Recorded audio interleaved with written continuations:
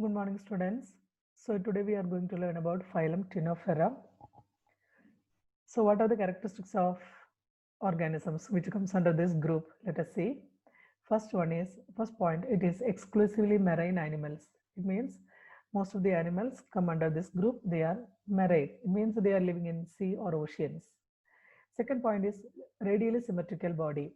Radially symmetrical means body can divide into two similar halves when it cut through any median plane. That is called a radially symmetrical body, which is diploblastic. What is meant by diploblastic? Diploblastic means the body is made up of two germ layers, ectoderm and endoderm. In between we can see mesoglea. Then animals are called comb jellies. Okay, so these Ctenophora group animals, they are called another name. What is another name for this group? They are known as comb jellies. Okay. Comb, you know what they have, they spike-like things, so the same like even they have cilias. So this group, they are also known as comb jellies. Spherical body with external rows of cilia. So I can show you here in the figure. Yes, here you see what is the shape. Most of them, they are a spherical shape, round shape with cilia. Even paramecium has cilia, which is used for movement. Okay, motile organ, same like you can see here, spherical shape with cilia. So that is spherical body with external rows of cilia. They exhibit bioluminescence or emission of light. Okay, they produce light. So because of that, they are known as bioluminescence. Bioluminescence means they emit light. Okay, emission of light. Then sexual reproduction with external fertilization. It means fertilization, it takes place outside the body. That is known as external fertilization. So male and female fusion takes place outside the body. That is known as external fertilization. Examples, Ctenoplana and Pleurobrachia. So which are the examples of Ctenophora? Two examples are Ctenoplana, C silent, Ctenoplana and Pleurobrachia. Clear? So these are the pictures of these two. The next one is phylum Platyhelminthes. So from that term itself, platy means flat, helminthus worms. They are also known as flat worms. Why they are known as flat worms? Because their body is flat. So they are known as flat worms. Okay. So what are the characteristics of this group? Bilaterally symmetrical animals. It means bilaterally symmetrical means body can divide into two equal halves or similar halves only through one median plane. That is called bilaterally symmetrical. With a blind sac body plan. So before we told blind sac body plan, there is only one opening. It is acting as a mouth as well as anus. Second, most are endoparasites. Endoparasites means they are living inside the body of other organisms and take nourishment from them. They are called endoparasites, but a few are free living. So most of them are endoparasite, but a few are free living. Clear? Then what is the shape of the body? Body is leaf-like or ribbon-like. Okay, look at here how it looks. Flatworm. It's like a ribbon-like. Clear?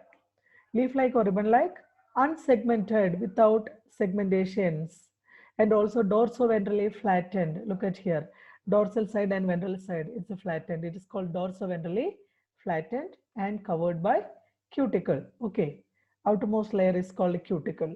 So what is cuticle? Cuticle means the most of the platyhelminthes or flatworms possess a cuticle on ectoderm, but it is flexible and free of mineral, thus cannot be considered as exoskeleton. Okay, so that only the cuticle cannot be considered as exoskeleton. Other part it is considered as a exoskeleton. This cuticle we cannot consider it as exoskeleton because mainly it is formed from the ectoderm, but I told it is flexible and free of mineral, thus cannot considered as exoskeleton. The next characteristics, so it is ribbon-like, leaf-like or ribbon-like. Some it is even leaf-like. You can see here, yeah, leaf shape. See, this is a liver fluke, common liver fluke or sheep liver fluke. These are the two names. It looks like leaf. Okay. So body is leaf-like or ribbon-like and unsegmented without segmentation, dorsoventrally flattened and covered by cuticle in the outer layer. Parasitic forms show suckers or hooks for attachment to the host. So these parasites, we told that most of them are endoparasite. They have to attach it to the host. For that they use what? They use suckers or hooks. Okay, I'll show you now. Sorry. Yes, here, look at this. They use hooks. You can see here. These are hooks. These are suckers. By using this, they can attach it to the host, attachment to the host. In parasitic form, digestive system is absent. So they no need to digest because food, because they already taken food from the nourishment from the host. So in parasitic form, digestive system is absent. If present, it has only one opening. Clear? If it is present, it has only one opening. Then excretory system is made up of flame cells. So we have kidneys, excretory organ kidney. For them, excretory system is made up of what? It is made up of flame cells. Okay, look at here. The next figure I can show you. Here you see this is the flatworm. This part is culex. This is the neck. And it has three proglottids. This is called immature proglottids. This is mature proglottids. This is gravid proglottids. Then here you can see hooks and suckers which used to attach to the host. Yeah. Look at the figure here. This is eye. These are flame cells. I told the excretory organ. We have kidney, same like flame cells which used to remove the waste materials. Here look at this. This is a mouth. In our case also mouth leads to pharynx, opening to pharynx. Same like mouth leads to pharynx. Then this blue color portion, this is intestine, middle one, intestine, and the brown color you can see these are nerves. Okay, so these are the different parts of the flatworm. So I'll show you once again. Eye, the brown color nerve, then bluish color in the middle intestine. Then here you can see mouth leads open into pharynx. And here you can see flame cell. This is the excretory organ. Then this is the structure of the flame cell. Here you can see the flame cell, which here it contains nucleus. It's a cell. Cell always it contains nucleus. So flame cell it contains nucleus. And you can see there is a flagella-like thing. So flagella forming flame. Okay, so flagella forming flame. So these are actually cilia-like structures. And you can see here tube. This is called a tubule. Then end of the tubule, you can see there is a tube cell which can also contain nucleus here. Tube cell which contains nucleus. And this is the exit excretory pore. Through this waste particle, it will come out. Okay, waste things, it comes out through this opening. So this is the structure of flame cell. Okay, we have kidney, same like it works. It removes all the waste things, waste material from the body. Clear? Then here this is structure of, it's a digenic, trematode. Digenic trematode, Fasciola hepatica. Commonly we will call common liver fluke, or we also will call sheep liver fluke. Okay, so which are the parts? Mouth you can see. It also has sucker, two suckers. These are oral sucker. This is ventral sucker. Ventral sucker is also known as acetabulum. Clear? Ventral sucker is also known as acetabulum. Then this is gonopore. Then this is a head lobe. This portion is head. Then this is excretory pore. You can see here this excretory pore, liver fluke, structure of liver fluke.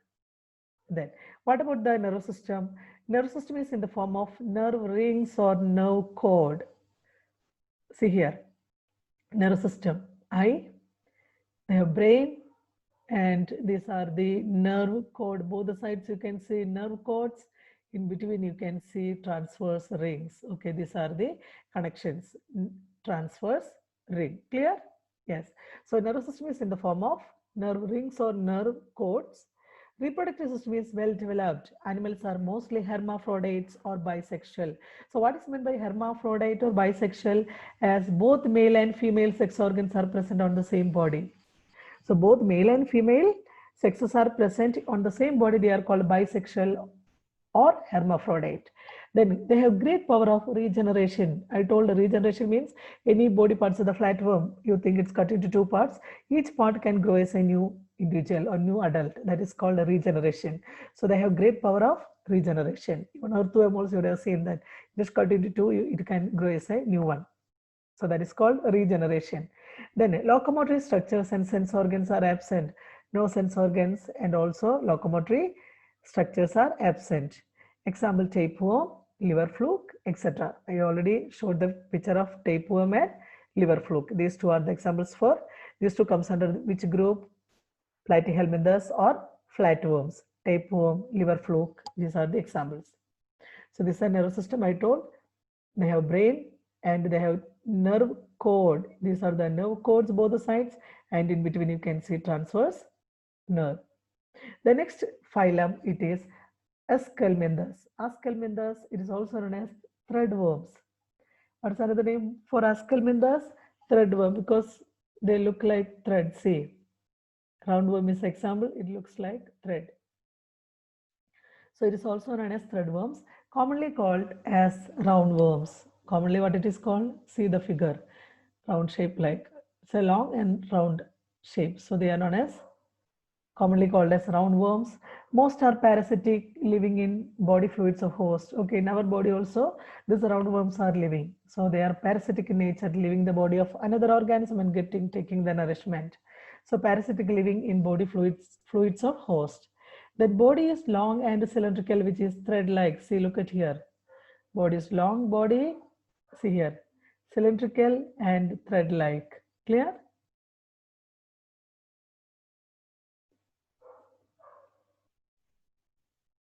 Then bilaterally symmetrical. Bilaterally symmetrical means if you are cutting through the median plane, we can cut into two similar halves, but only one time. You will be getting only two halves. Clear? So we can cut into two similar halves only through only one median plane. That is called bilaterally symmetrical animals, which are pseudocoelomate. Pseudocoelomate means false coelom, false body cavity. They have body cavity, but it is not a proper body cavity. It is a scattered like a ring, like that is called pseudocoelomate. These animals show tube within a tube type body plan. What is meant by tube within a tube body plan? So in the previous class we studied, it means it has a long digestive system with the two openings, mouth and anus. That is called tube within a tube type body plan. Then body wall shows longitudinal muscles but no circular muscles. This body wall, it is made up of muscles but always lengthwise, longitudinal muscles, no circular muscles. Then excretion takes place by protonephridia. So in the previous case we told excretion takes place by flame cells in the platyhelminthes, but here excretion by nephridia or protonephridia. We have kidney, same like here excretion by protonephridia. Then what about the nervous system? Nervous system has same like previous one, nerve rings and nerve. Okay. Sexes are separate here. Sexes are separate. They are known as unisexual. So in this group, which is a group Aschelminthus group, sexes are separate. They are called unisexual, and animals show sexual dimorphism. It means male and female separate. Male Ascaris is shorter than female. Look at this. Male is shorter than female. Male Ascaris has a curved posterior end with a pair of penial setae for reproduction. So male has, look at here, the posterior end you see, female posterior end it is straight, male posterior end it is curved with penial setae is also present here. Male Ascaris have a curved posterior end with a pair of penial setae for reproduction. Female Ascaris is longer with a relatively straight posterior end. Okay, here you see female posterior end is straight and also it is longer than the male. So you can easily identify male is short one, female is longer one than the male. Female Ascaris is longer with a relatively straight posterior. Which are the examples? Ascaris, Wuchereria, Dracunculus, all these are the examples of which one? Aschelminthus. Ascaris, Wuchereria, Dracunculus. Look at the figure, you can see here, this is the anterior end, mouth here, these are the posterior end. I told female it is straight, male it is curved. Here look at the internal parts of a female. Here you see mouth, just below the mouth, intracted piercing device, retracted piercing device. Below that you can see nerve ring. Look at the nerve ring. Then below that pharynx. Look at this is pharynx. Then they have excretory pore. We already told protonephridia.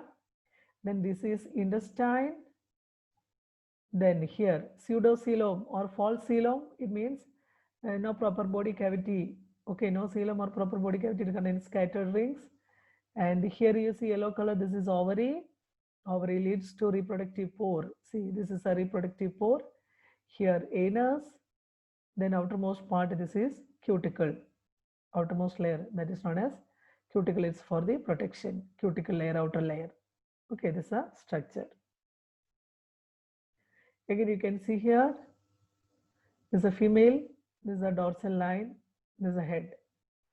Second one is male, center dorsal line, here mouth, and here anus. Anus and also pineal setae will come. So posterior end, we told in the case of male, it is curved. Look at here, what are the two things present here? One is anus, second one is pineal setae. If you are coming to the anterior end, the mouth which contains here, this is a mouth. It also contains lips. This is dorsal lip, and these two are called ventrolateral lips. Okay, we have mouth, both sides lips, the same like here. Center one, this is a mouth. This is one lip. It is called the dorsal side. It's in the dorsal side. It is called the dorsal lip. Below you can see ventrolateral lips. So these are anterior sides. These are posterior side. In female, this is straight. Here in the male, in the case of male, posterior end, it is curved. I told it contains anus and also pineal setae. Thank you, students.